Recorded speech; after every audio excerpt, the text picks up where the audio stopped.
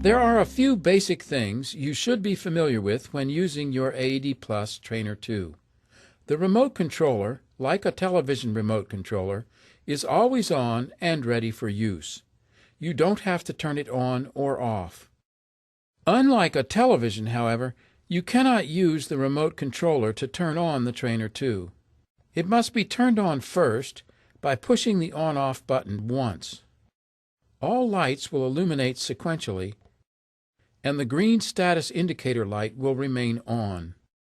Unlike the clinical AED Plus, the AED Plus Trainer 2 has no status window for a green check or red X. Instead, it has two status indicator lights. When the Trainer 2 unit is on and ready to communicate, the green light will stay on. When both status lights are off, the Trainer 2 unit has no power and communication with the remote controller is not possible. The Trainer 2 unit will automatically turn itself off after 15 minutes of no activity. Whenever you put the Trainer 2 into pause mode with the remote controller, the green light will flash continually.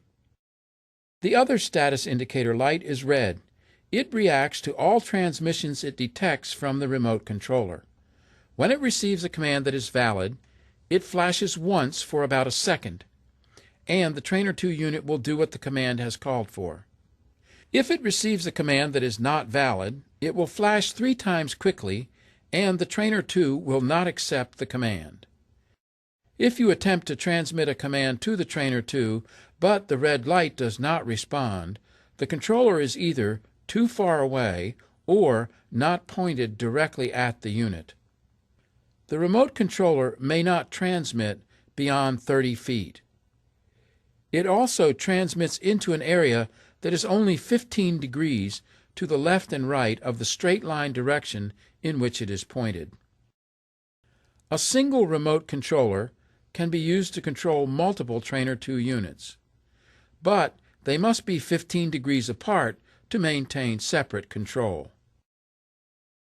Note that the face of the Trainer 2 unit has a printed facsimile of the display screen found on a clinical AED Plus.